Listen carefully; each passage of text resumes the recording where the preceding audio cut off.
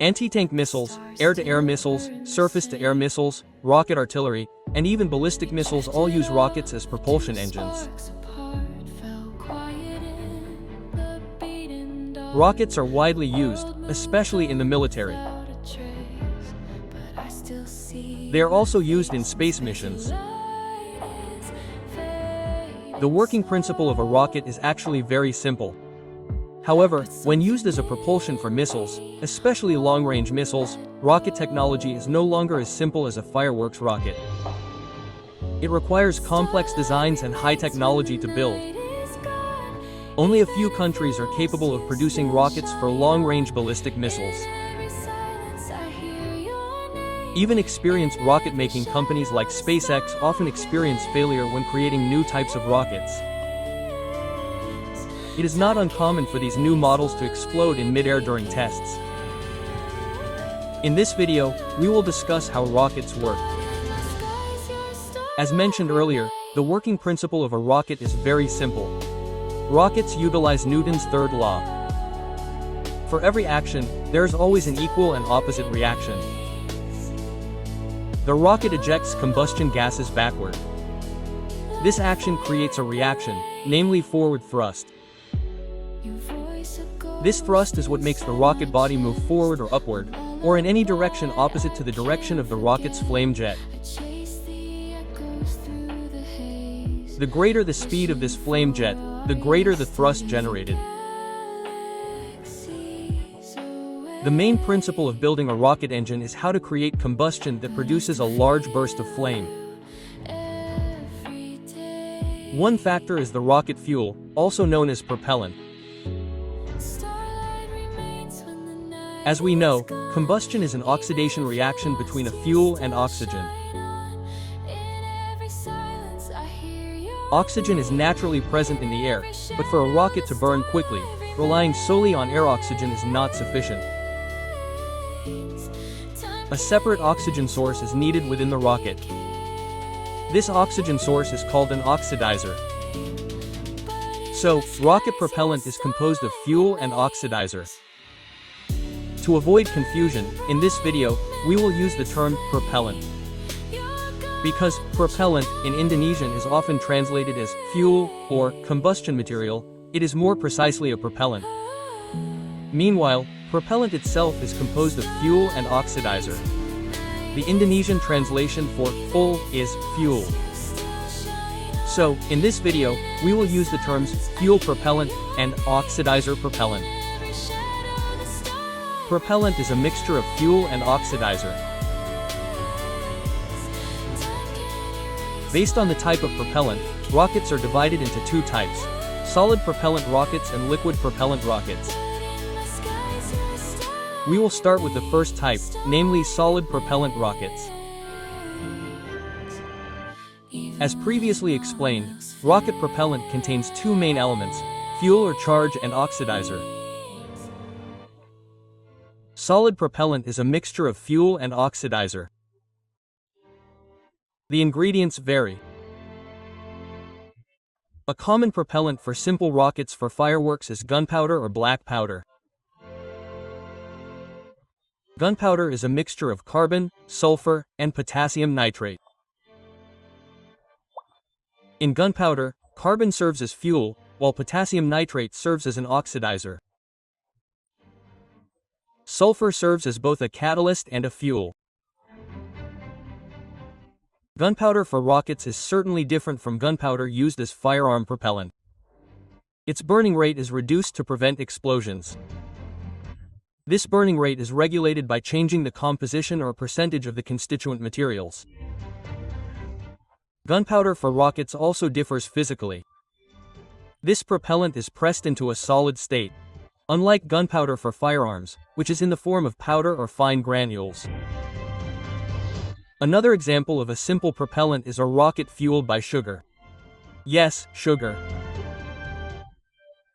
In this homemade rocket, the fuel is sugar mixed with an oxidizer in the form of potassium nitrate. When heated, the potassium nitrate decomposes into potassium nitrite and oxygen, or O2. This oxygen then reacts with the fuel during the combustion process. The combustion process produces heat that breaks down other potassium nitrates, creating a continuous chain reaction. But for military weapons, the propellant is certainly not like a fireworks rocket, let alone a sugar rocket. So, what are the materials used for military rocket propellant? The materials also vary. The most common fuel is aluminum powder. Sometimes explosives such as RDX or HMX are added. Modern rockets use mixed or composite fuels consisting of several materials. The oxidizers also vary, such as ammonium nitrate, potassium nitrate, or ammonium perchlorate. Combined with the composite fuel, they form a propellant known as EPCP, or ammonium perchlorate composite propellant. To ensure a uniform and stable mixture of fuel and oxidizer, the two are bound together with an additional material called a binder. The binder used in modern rocket propellants is HTPB, which stands for hydroxyl terminated polybutadiene. Besides being a binder, this material also functions as additional fuel. Inside the rocket body, the propellant is cylindrical with a hole in the center, making it shaped like a pipe. The propellant is ignited by an igniter located at the front end. This way, the combustion flame is contained within the propellant cylinder. This ensures continuous combustion and complete combustion of the propellant. The resulting gas jets are emitted from a hole or nozzle at the rear, generating thrust. Solid propellant rockets have several advantages, including being cheaper and simpler. Because solid propellant is quite stable, this type of rocket can also be stored for long periods of time. This rocket is also ready to fire at any time without special preparation. Solid propellant also has a large initial thrust, unlike liquid propellant, which has a gradually increasing thrust. Small missiles such as air-to-air missiles, anti-tank missiles, and MLRS rockets generally use solid propellant rockets. The downside is that this type of rocket can't control its speed, and once ignited, it can't be turned off. Another drawback is the inefficient ratio between propellant weight and thrust, making it unsuitable for long-range rockets. Now let's discuss the second type, liquid propellant rockets. In this type of rocket, the fuel and oxidizer are liquid and stored in separate tanks. Various fuels are used, for example, hydrogen, methane, alcohol, kerosene, hydrazine, and others. Oxidizers also include liquid oxygen, nitrogen tetroxide, hydrogen peroxide, and others. One propellant that was once considered perfect is hydrogen and oxygen. Hydrogen acts as a fuel and oxygen acts as an oxidizer. Hydrogen and oxygen have high specific impulses, meaning the ratio between propellant weight and thrust is high enough to be weight efficient. The reaction between hydrogen and oxygen produces H2O, or water. Therefore, this rocket is also very clean and environmentally friendly. However, the downside is that liquid hydrogen and oxygen must be stored at very cold temperatures. Liquid oxygen and hydrogen are filled into the rocket's tank just before launch. This makes it impossible to store rockets for long periods. Therefore, for long-term storage, alternative fuels and oxidizers are used. The V-2 rockets used by Germany during World War II were fueled by kerosene. Kerosene was also used in first-generation bulkhead ballistic missiles with nitric acid oxidizers. Other ballistic missiles sometimes use mixed fuels.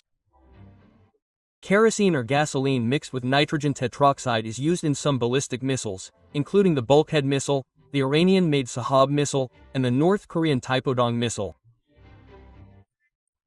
Liquid propellant rockets are generally used in large, long-range missiles.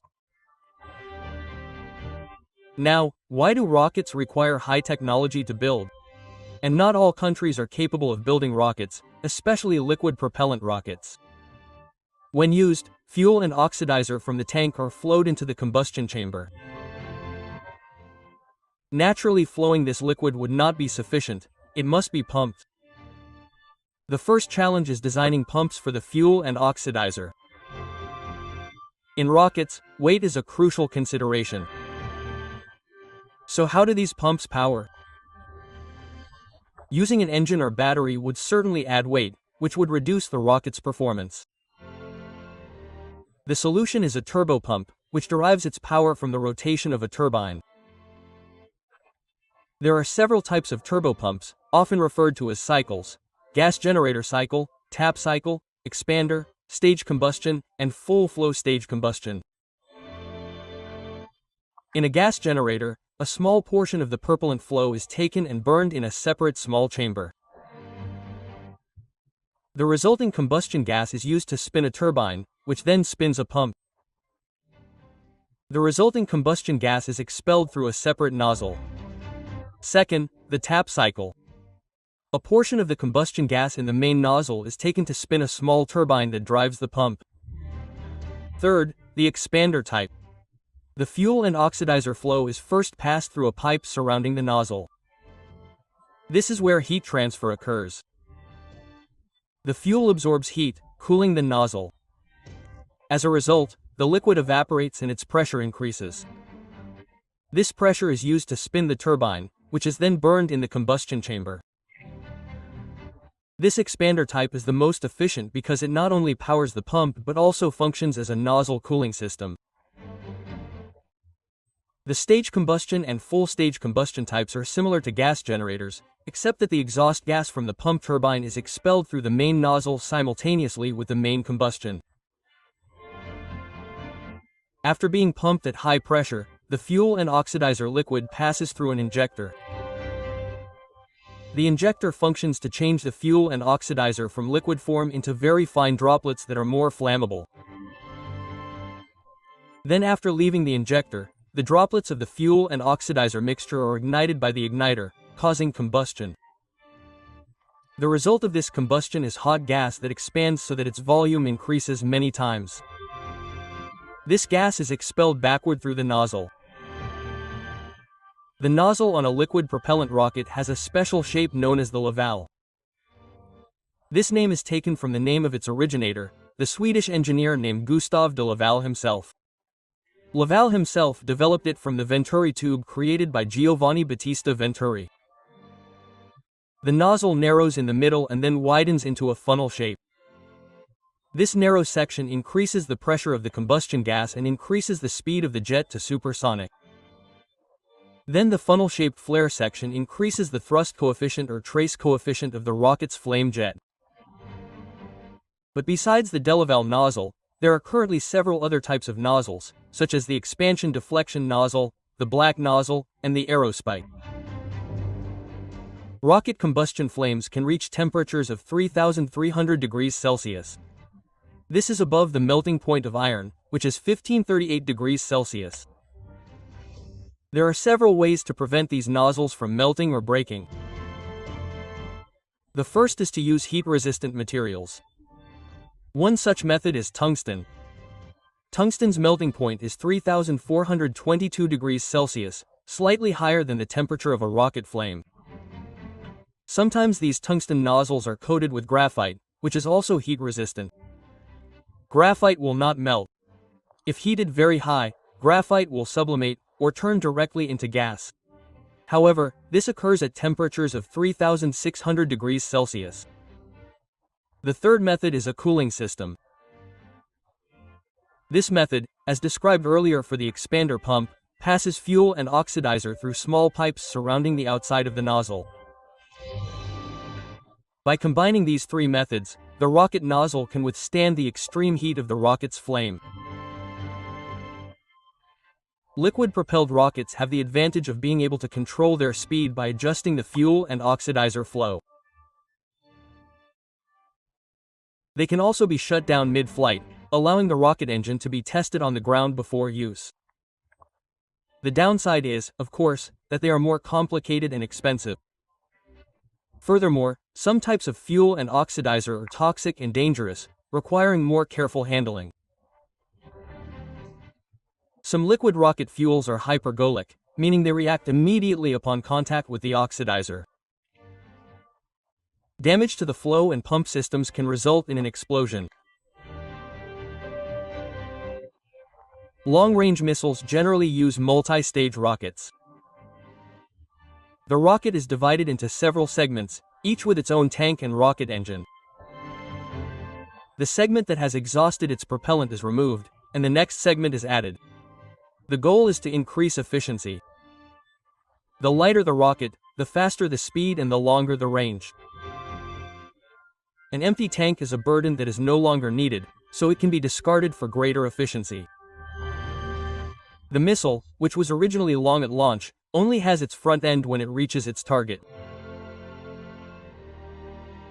That's how rockets work. See you later. Yeah.